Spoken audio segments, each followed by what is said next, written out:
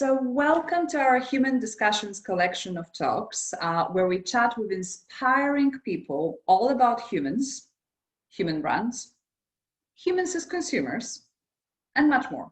You kind of get the common theme here, right?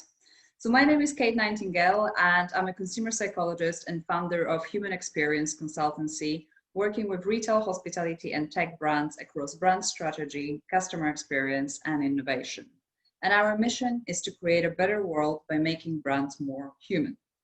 So today I'm extremely excited to have amazing Jodi Muter-Hamilton, and she will tell us everything about sustainability. But more importantly, she will help us to understand how we can meaningfully embed sustainability into our businesses and brands.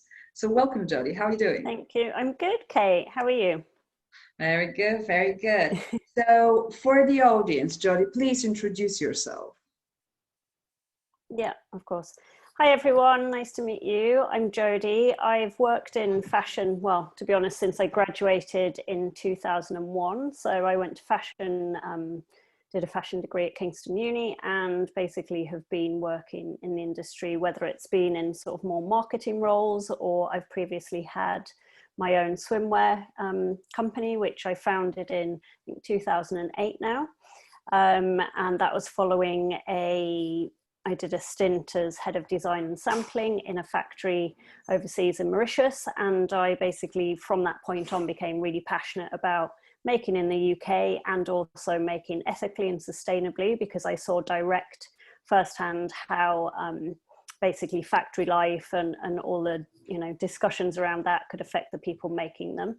So yeah, launched that brand. Really tough times. We had a recession at the point that I was trying to launch this brand, and that was really tough. And what I learned from that, all about kind of keeping core values of sustainability, strong ethics, I now help other businesses to navigate and ensure that they can also have a stable business, and that they can also make products and make their business in line with their values. I'm also, so I founded Black Neon Digital just over 3 years ago. It's an independent editorial and podcast platform where I interview lots of different leaders in sustainability, mainly in fashion, a little bit in beauty, and look at how they are approaching sustainability for their brands. So then I can help other people and businesses to do that the same. I'm also partner and communications director of a organization called Fashion Roundtable. And what we do is we sit between the fashion industry and policy leaders, and we kind of broker the conversation across industry and also policy. And then I've recently launched Project 2030, which is, our aim with that is to create a garment traffic light system likened to the food industry system, so you know exactly what you're buying. So yeah, not the shortest intro, but it kind of gives you a picture of why, how, and what I've kind of been up to. Wow, Jodi, when do you have time to sleep or do anything else? I'm quite good at sleeping, but I get up quite early because basically until recently my 3-year-old gets up at 5:15. So yeah. Ouch. Yeah. Yeah, so yeah. Wow, this is such a challenging thing, but it clearly shows how extremely passionate and extremely knowledgeable you are about this subject. So hopefully that gives everyone an amazing intro to the diamond information that they're going to basically get today. So okay, so I'm always kind of wanting to start these conversations with one single question, because obviously we are in a business of humanizing brands. So needless to say, I really want to know from our guests, what human brands actually means for them. How would they define a human brand? I think it's an interesting question, because I wonder if we'd have asked that question 5 or 10 years ago. And the reason why we discuss this is because we're so digitally focused now. And perhaps we need to reconnect back to what we used to, which is more traditional, which is all around, customer service, kind of connecting with our audience or, customers, and kind of our real, what we're all now referring to as our community. So I think the question is, what is human centric? It's something that should be embedded across everything. It's the reason why we do things. It's the reason why we should product test properly, and things like that, not just think about it as a tagline, and basically place humans in the center of everything, whether it's tech, brand, or product. Amazing. I love that definition. I always get so many different ones, so this is it's just yeah. I just think it's, I wonder if we would have asked that question a few years ago, really. Yeah, you're right. I don't think we would, in a sense, because I remember kind of saying anything along these lines, and even the term human-centric is not new, but it certainly hasn't been as popularized as it is now, and still isn't. You still mostly kind of hear customer-centric and things like that, but it's not really the extent to which we should go, or to which actually our customers require us to go as brands. So it's amazing, that you kind of mentioned that point, that we probably wouldn't ask that. Now, since I'm a super stickler for definitions, because I believe that everyone has a different definition of the same word. So now you are an amazing expert in sustainability, and obviously we all have some odd definitions in our heads of what sustainability is, or how the sustainable brand looks like. But for you specifically, since you're an expert, what actually sustainability means? I think you hit the nail on the head. It's different to everyone, and we don't currently have a standardized definition of what sustainability means, which then in itself allows different brands to develop in different ways. And it also allows, that's like a positive thing, we can have many iterations. One brand probably can't achieve everything perfectly, if there is such a thing as perfect sustainability, which there isn't. But that's like, it gives creative freedom in a sense. But then on the other hand, without definition, we don't know where we're heading to, what our baseline is, what we're trying to achieve, because we can't actually measure anything. So if the ultimate aim is to be as sustainable brand as possible, we need to know where we're heading, and we need to create some goals to get, to head towards, and then be able to measure it, which currently, unless you're a huge brand, say for example Caring, then smaller brands don't really have that same definition and goal focus, I would say. So is it that's why you decided to do the Project 2030?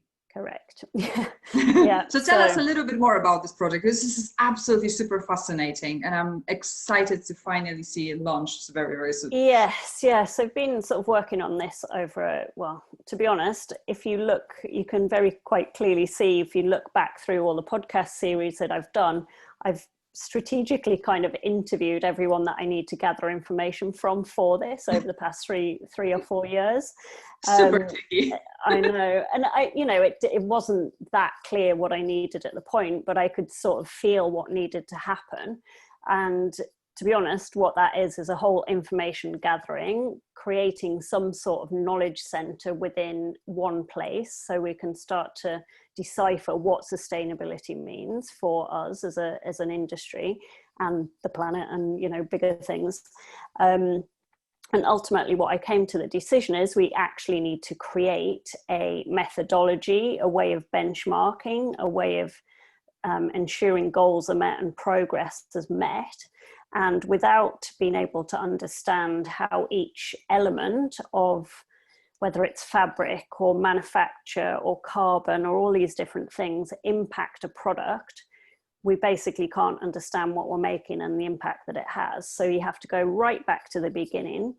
You have to do really detailed work around, comparables. So say, is organic cotton better or worse than recycled plastic bottle, nylon, for example, and you have to really go into this granular detail on every single possible material, process, you know, that it's so labor intensive and research intensive, hence why we've spent over a year or so already researching.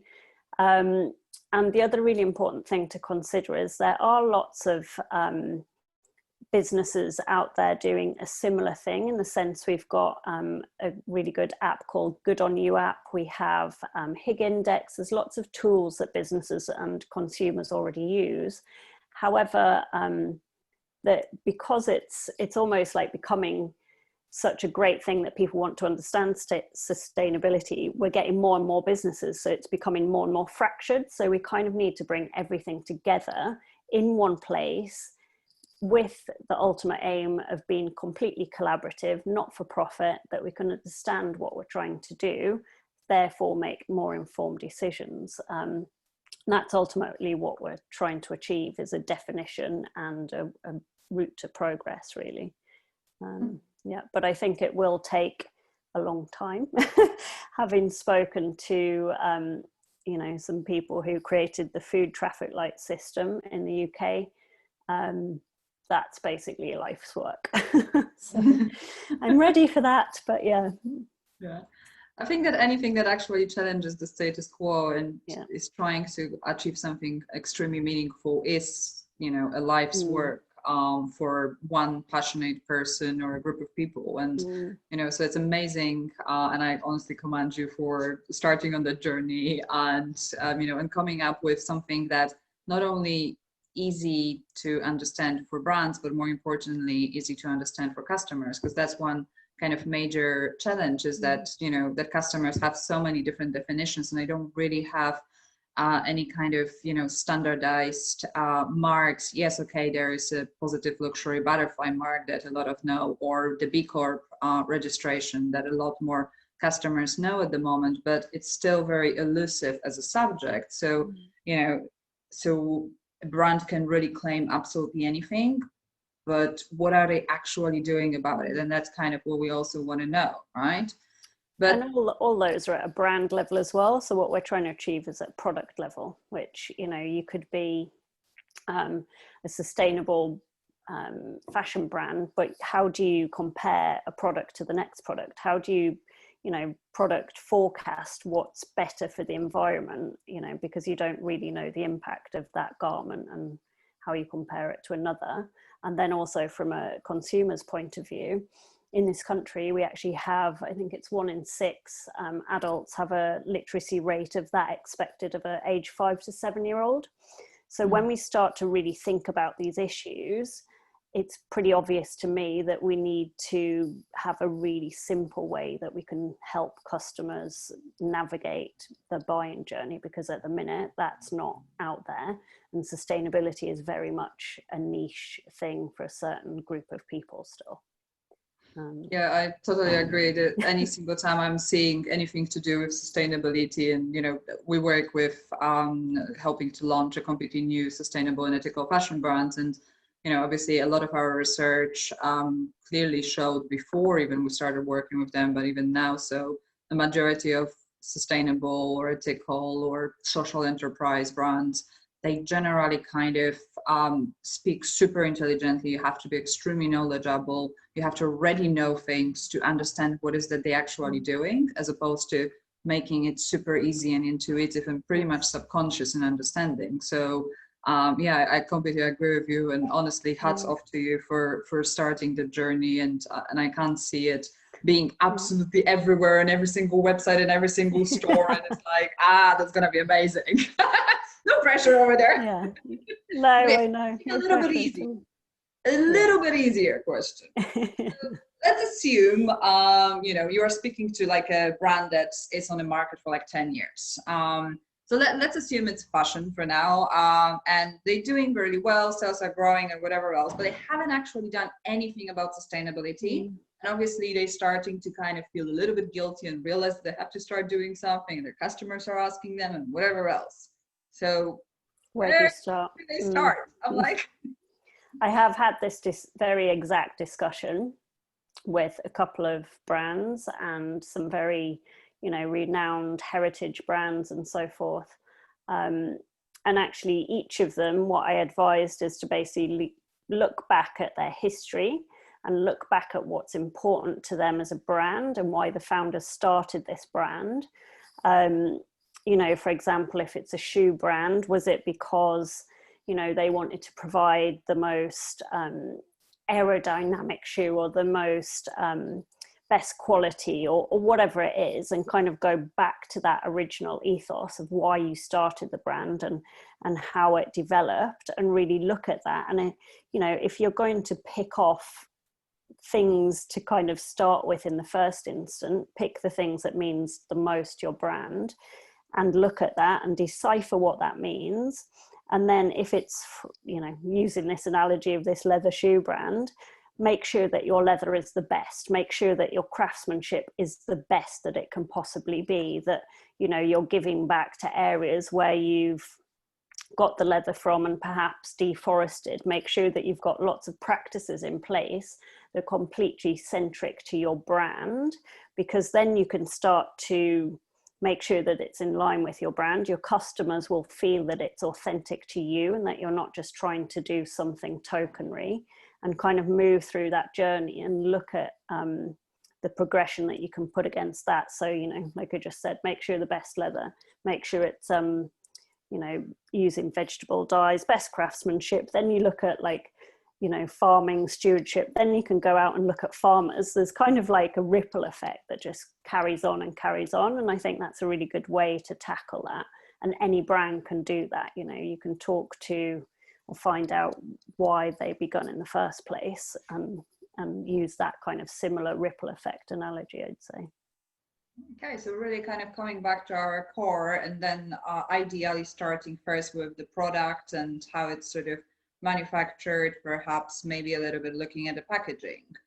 So that's great, but what about marketing? How do we kind of then talk about it without sounding inauthentic, or without kind of, you know, making it seem too good to be true a little bit?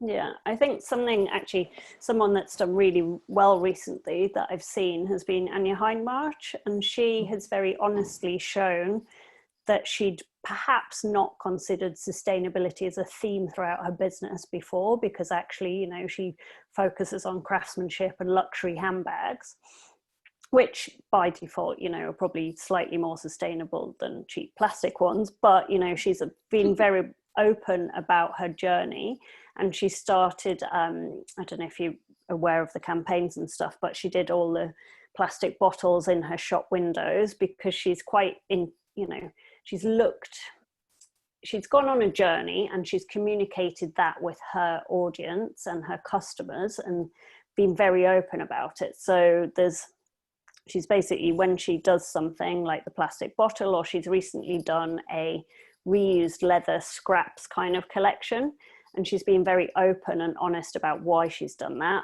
what her findings were, what her research was. And even in her email communications, so her newsletters, it's been her writing it genuinely from the heart and said how she feels about things, how this has impacted her business, how it's going to impact her future business. And yeah, you know, just being very open about it, I think, and a discovery journey rather than it being, oh, we're launching a new patch collection. Well, that seems quite tokenry, but, you know, you go and look at everything that she's done to achieve that. She's gone and categorized all the scraps. And I mean, if you go on her Instagram, it's quite inspiring because, you know, they've gone and looked at the leather factories and made a whole index of all the leathers they need to use, and kind of, you know, they need to use those before new ones. And it's just, she's really changed her mindset on everything. And I think now, you know, when people have this aha moment, as they call it, you know, they're like, there's no turning back. Once you go down this route, once you start to unpick sustainability, you cannot turn back. So it sounds like that's almost like an element of, you know, certain intimacy, or like letting people into your mind and what kind of inspired you, what, you know, you said, kind of what was your internal mental and emotional journey to really kind of get to that point, is something that will kind of seem a little bit more authentic, maybe a little bit less greenwashing, because what we kind of felt. Is there something else in terms of like almost like a short recipe for honest transparency and authenticity in revamping your brand into slightly more sustainable and ethical practices? I don't think there's a shortcut per se, no, but I was actually thinking about this the other day, because I was like, in reference to Project 2030, where we're trying to create a system and, you know, have a traffic light on every product and everything. I was like, I wonder if in the future this will be completely sidelined by having a brand's founder just be sat there and say, you know, honestly, we're trying to do our best across this. We believe that our product is the best, or whatever, you know, and have that accountability directly with the people who are working on it, and almost create like some sort of open forum where that once a month, you know, you get a news conference with the CEO or the head of sustainability or whatever it is. And then that negates having any certifications, checks, balances, because you directly connect with the people making the products, and you believe that what they're doing is authentic because you can look at them in the eye and judge for yourself whether they believe they're telling the truth, you know. So it's, that kind of makes me question, do we need founders and the creators of businesses and products more in the forefront of marketing and communications, and less about, you know, the logo and the brand and all this sort of thing. So I think there could be a switch in the future that we'll see more, you know, like you and I are talking now. It gives you an understanding of who the people are behind the company, really. Yeah, I love that idea, and I totally agree, because, you know, whenever we're working with any brands, especially kind of, you know, still sort of founder run, we love making sure that, you know, that the founder is the main part of the communicating the company, and that level of intimacy that's being built between a customer, the rest of the employees, and, you know, and the sort of founders and the directors within a company is something that that is pretty much obvious for us in any kind of strategy, in any kind of, you know, experience that we're building up. Yet it's all okay if you're a small startup, but how do we change those big bad wolves that generally kind of hide behind, you know, the brands and the sort of big corporate that is not allowed to talk to anyone outside? So how can we challenge them? Because they, let's face it, they are the ones that are making the biggest harm, yet they can make the best impact. I think it's about, you know, supporting them, whether you believe they're good or bad is indifferent, and the fact to basically support them to understand why things are important, whether that's equipping them with knowledge, because the reason why big brands tend to fall up maybe is they don't put people in front of press conferences, for example, or get them to submit evidence or something like that, is because they know that they're not sustainability specialists. And as a CEO of a big firm, you're not going to be knowing why wool is better or worse. You know, they're not, that's not their job.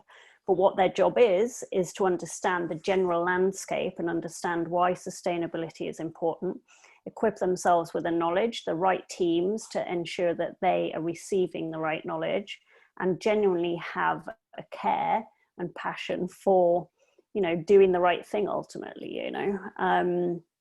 So I think it's not good enough for them to hide behind a press person or a sustainability team and push them out all the time, because actually the people making the decisions, like you've said, are the people at the top, and they need to realize that this is not going away.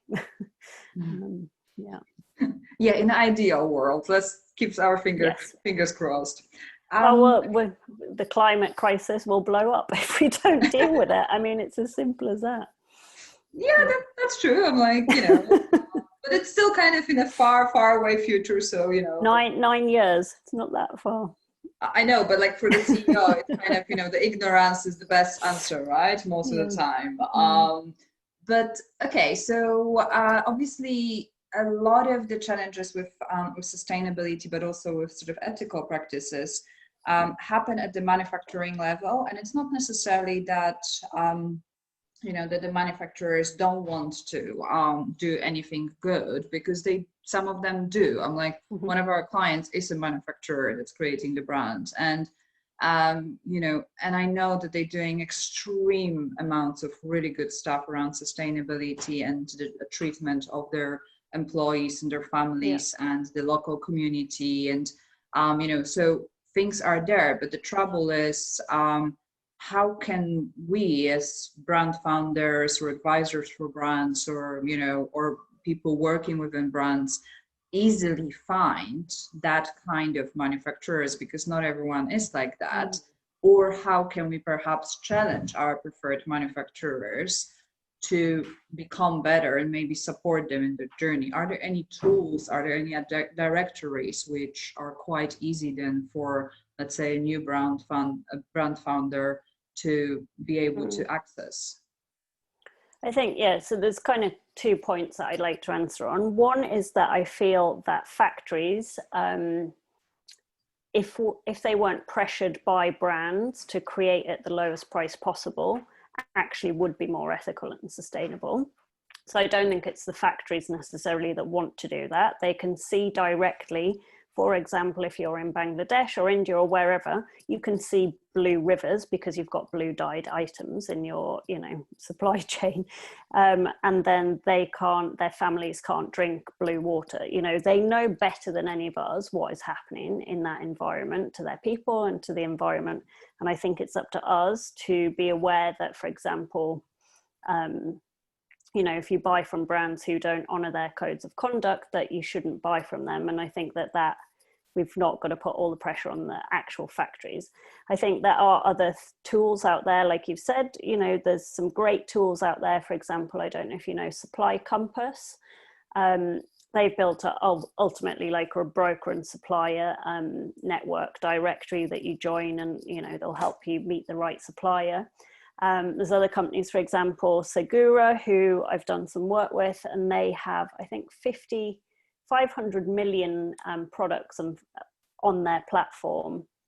And they are very much committed to ensuring that their supply chain and the factories on there meet high ethical standards. They do a lot of work with modern slavery. There's a company who does like a hotline. I mean, it's really embedded into what they're doing in a factory. So as a new brand, if you wanted to find an ethical factory, you could either talk to, like I've said, Supply Compass, or go on Common Objective platform and join up there, and you can be partnered with suppliers that are ethical. And yeah, so there's lots of different ways about doing that, but yeah. Yeah, that's amazing. So Supply Compass, Common Objective, and Segura, did you say? Yes. Yeah, depending on the scale of your business. Yeah. So I think, you know, if you're a one-person band starting out, go to Common Objective, or perhaps even a larger business looking to change their supplier. Maybe Supply Compass is good if you want to kind of maybe step up the next level, and then Segura, a real big business. That's amazing. So it actually doesn't seem that drastically hard anymore to try to do good, basically, as a brand, yeah? Not compared to 10 years ago or so. No, when I had a swimwear brand. No, it's changed. Yeah, okay, so if you, let's say, talking to sort of newer startup, what will be like the sort of 2-3 major sort of points that they absolutely need to think about even before they start, but equally perhaps can be fairly easy to do? From a core brand and business perspective, or product? Both? All of it. I don't know. So all of it. Yeah. So you decide what are the major 2 or 3. Oh God, 20.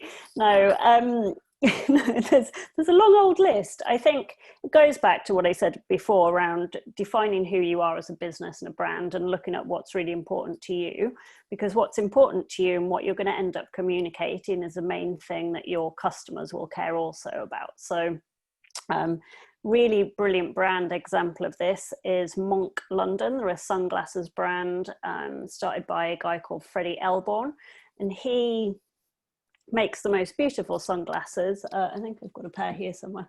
And you know, from design to finish to product to packaging, everything is just beautiful. And he, you know, he's used, for example, the packaging like recycled coffee cups and things like that. So it's super sustainable. but also he's done some really innovative work around the basically the plastic that you have to use for the frames themselves. And that's because he is a design perfectionist. So he has looked at every single element of his business from a product perspective, because he knows his customer really care about that entirely. Everything's controlled, everything's very measured, you know, and that he understands that because that's what he's like as a person, and he knows his customers very similar. There are other brands that are more, I mean, a completely different example is Patrick McDowell, and he uses all dead stock fabric from, say, Burberry and also Swarovski, and he creates the most incredible, you know, garments from essentially dead stock. And his way is entirely different to Freddie. But what they've both identified is they are very considered in their design process, and they know entirely each element and each part is considered. And I think you have to be that granular. I think you have to really care about every single part.